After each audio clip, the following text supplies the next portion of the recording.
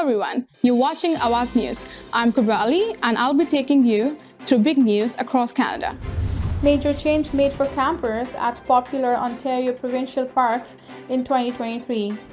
Suspect arrested in gunfire incident outside Mississauga nightclub. Parliament security took issue with city moving convoy trucks near Parliament Hill.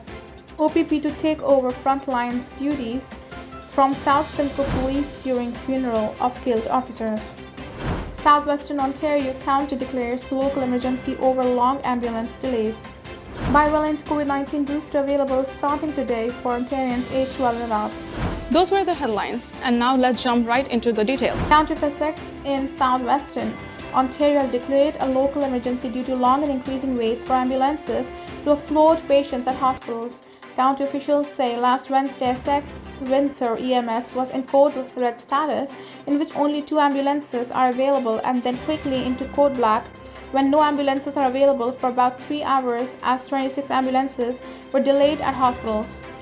They say neighboring ambulance service has historically relied on each other for support when one community has higher than normal call volumes. But that same day last week, there were between 0 and 7 ambulances available to cover the region from London to Detroit River between Lakes Erie and Huron. Offload delays have been worsening in many communities across the province, and the president of Ontario Paramedic Association said this summer that they have gotten 12 times longer in the last year alone. The County of Essex says the frequency and duration of offload delays has risen sharply since 2020, with ambulances idling outside emergency rooms waiting for the patient to be admitted for some time longer than 12 hours.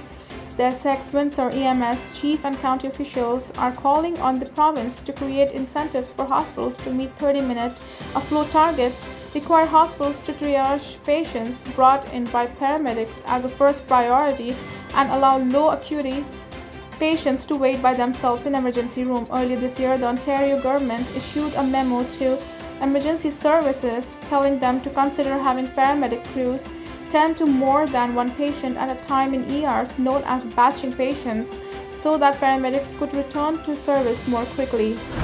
Peel police have charged a Toronto man in connection with gunfire incident outside a troubled Mississauga nightclub this past summer. Police were called to her nightclub near Eglinton Avenue and Greatview Road at around 3 a.m. on June 5th.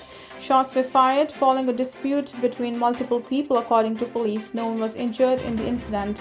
Investigators previously identified the shooter as Shaquem Anderson Henry and issued a warrant for his arrest. Police said in news release Monday that Anderson Henry was taken to custody on October 16 with the assistance of Peterborough Police. He is now facing a number of charges, including 2 counts of possession of a firearm contrary to an order, knowledge of unauthorized possession of a firearm, possession of a loaded, prohibited, restricted firearm, and discharging a firearm in a reckless manner. Police are asking anyone with further information to contact investigators. Campers used to being able to book 3-week trips at an Ontario provincial park may have to adjust their plans this summer.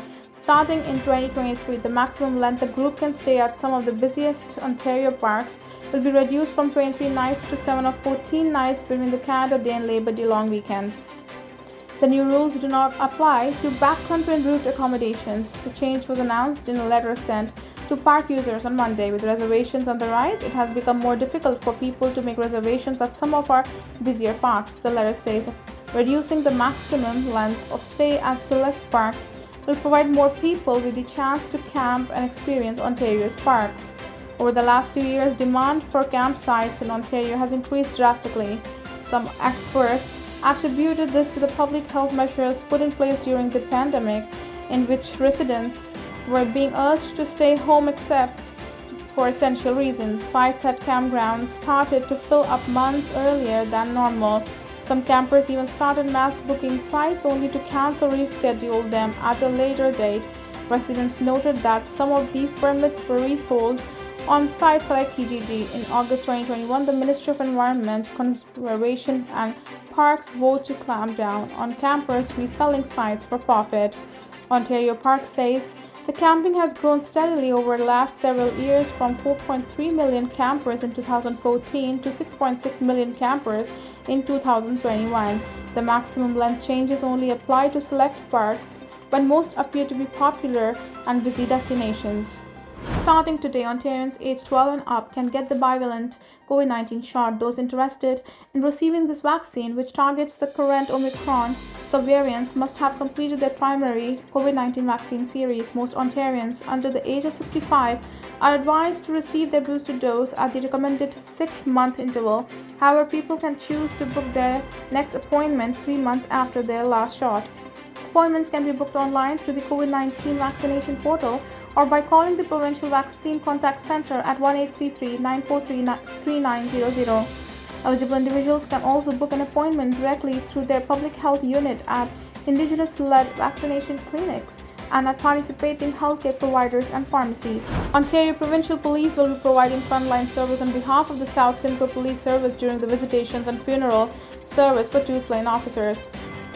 Constable Morgan Russell and Constable Devon Michael Northrop died after being shot inside the basement of a home near 25th Side Road and 9th Line last Tuesday night. Following private visitations for both officers on Wednesday, private service will be held at 11 a.m. on Thursday at the Savlon Arena in Barrie. South Simcoe Police say members of the public are invited to observe the funeral procession as it travels from the Adams Funeral Home and the Steckley Good Durham Funeral Homes to the arena.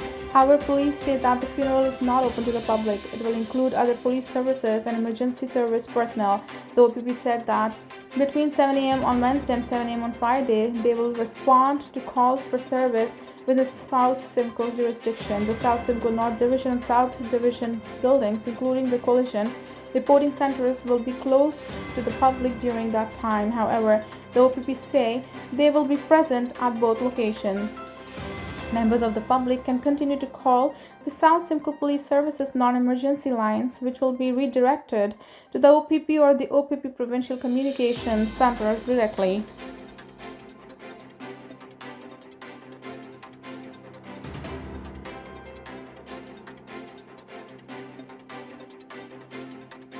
Thank you for tuning in. I'm Kubra Ali. I'll see you back tomorrow, same time, same channel. Have a good night.